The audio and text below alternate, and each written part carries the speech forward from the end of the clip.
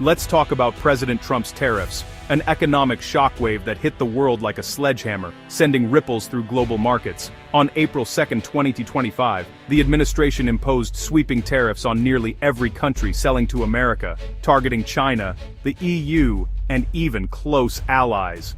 This was a bold move that shocked many. The idea: make foreign goods pricier so Americans would buy domestic, reviving U.S. industries. It was a strategy aimed at boosting local manufacturing and job creation. But this wasn't a minor tweak, it was the core of Trump's economic agenda, rolled out with bravado as economists sounded alarms. Tariffs hit everything: steel, aluminum, agriculture, and even Canadian trucks, just before a visit from Canada's new Prime Minister, Mark Carney. The timing couldn't have been more controversial. The move was framed as a fight for fairness, but to the world it looked like economic war. Allies and adversaries, alike, were taken aback. Markets trembled, supply chains scrambled, and America's trading partners braced for impact. The uncertainty was palpable. The administration hoped to force new deals on U.S. terms, but overlooked one thing. Other countries wouldn't just accept it, they had their own strategies. Instead, the world prepared to fight back, and the blowback was just beginning. Retaliatory tariffs and trade barriers were quickly put in place.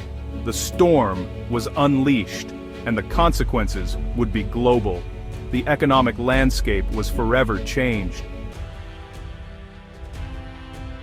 America's trading partners didn't back down. They retaliated, and they did so with remarkable speed and coordination. The world's response was swift, calculated, and determined to send a message that the global order would not be dictated by one nation alone. Canada, China, and Brazil led the charge, slapping tariffs on U.S. goods like soybeans, pork, motorcycles, and bourbon, targeting Trump's political base. These weren't random choices. Each product was carefully selected to hit American industries and communities that mattered most to U.S. policymakers. But retaliation went deeper. Countries began shifting trade away from the U.S., forging new alliances and supply chains. The world's major economies realized that relying too heavily on American markets made them vulnerable, so they started to diversify. Canada ramped up deals with India and the EU. China and Brazil did the same, reducing their reliance on America. New trade routes were established and old partnerships were strengthened, all in an effort to build a more resilient global economy. The financial front was just as fierce.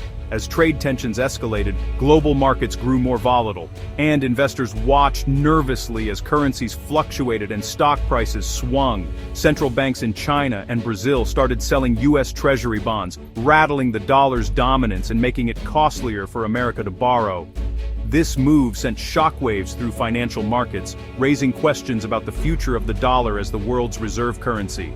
Instead, they bought gold, a clear signal of lost faith in the U.S. as the world's financial anchor. Gold reserves grew as countries sought stability outside the American financial system. This wasn't just tit for tat, it was a coordinated strategy to show America it couldn't bully the world without consequences. Leaders spoke out at summits and press conferences, making it clear that unity was their greatest weapon. The global economic map was being redrawn, and the U.S. was no longer at the center. Trade flows shifted, and new economic powerhouses began to emerge, changing the balance of global influence. The message was clear: the world would not be pushed around. Protests erupted, and leaders made defiant statements, rallying their citizens and allies to stand firm.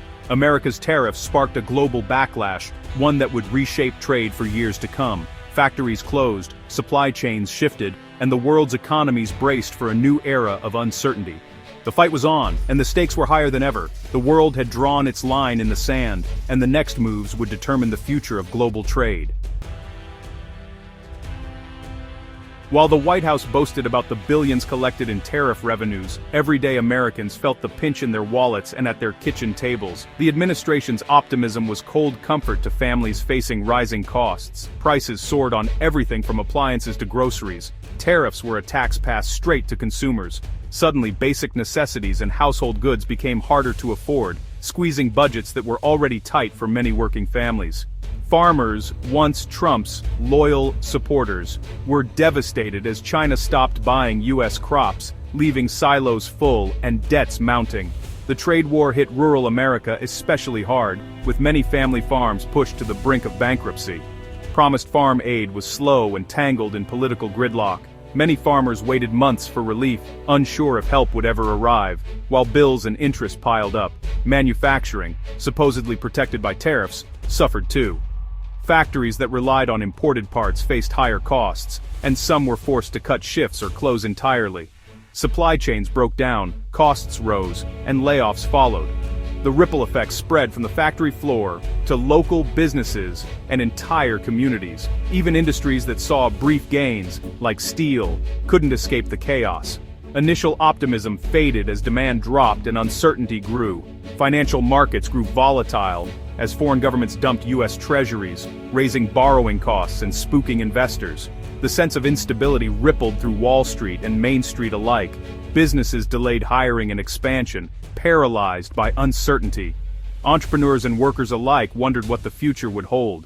The tariffs, meant to project strength, instead injected instability into the heart of the U.S. economy. What was intended as a show of power became a source of anxiety for millions. For many, the trade war felt less like liberation and more like self-inflicted harm.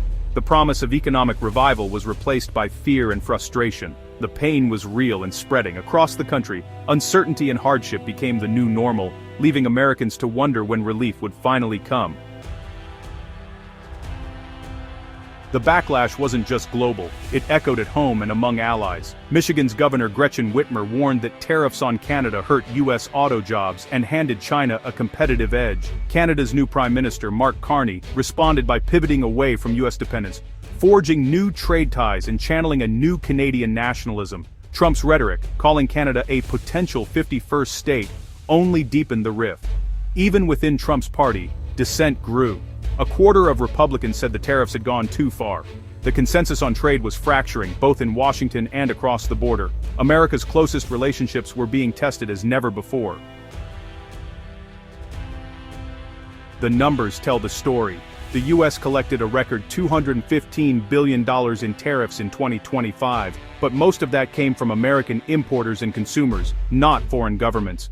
Trade with Canada alone was worth $762 billion, making the disruption massive. Tariffs on key goods sent shockwaves through factories from Ontario to Ohio. Public trust collapsed. 60% of Canadians no longer saw the U.S. as reliable, and 60% of Americans, including many Republicans, thought Trump's tariffs went too far. Financial markets wobbled as countries sold U.S. treasuries and bought gold, driving up gold prices and U.S. borrowing costs. Economists warned of a 90% chance of recession. The trade war was a high-stakes gamble with real and painful consequences. The statistics were staggering, and the risks undeniable. America's economic experiment was costing more than anyone bargained for. The world didn't collapse, it adapted. Supply chains rerouted, with Asian, African, and South American markets rising as alternatives to the U.S. multinationals shifted production to Vietnam, Mexico, and India to dodge tariffs. This friendshoring was costly and disruptive, but seen as essential to reduce dependence on America. U.S. exporters, especially farmers, lost contracts to global rivals, often for good. American manufacturers found themselves walled off, losing market share to Europe and Japan. The tariffs, meant to protect, ended up isolating U.S. industry. New supply chains were less efficient, fueling global inflation. The U.S. was no longer the world's commercial center. The global system had become multipolar. The trade war left America more isolated, and the world more resilient. The rules of global commerce had changed, possibly for good.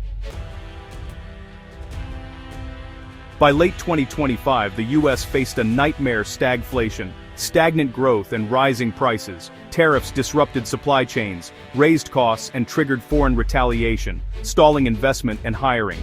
At the same time, prices for goods and materials soared, squeezing consumers. The Federal Reserve was trapped to cut rates and risk more inflation, or raise them and risk recession. A government shutdown only deepened the chaos, delaying jobs data and snarling air travel. For ordinary Americans, it meant higher bills, job insecurity, and growing anxiety. Inflation expectations rose, threatening to entrench price hikes. The tariffs, meant to show strength, now threatened to undo years of economic progress. The risk was no longer just a trade dispute. It was a looming period of economic pain. The stakes for American households had never been higher. As 2025 ends, the world stands at a crossroads. Will the tariff war escalate, or will economic pain force a truce? Allies like Canada are moving on, building new partnerships and reducing reliance on the US.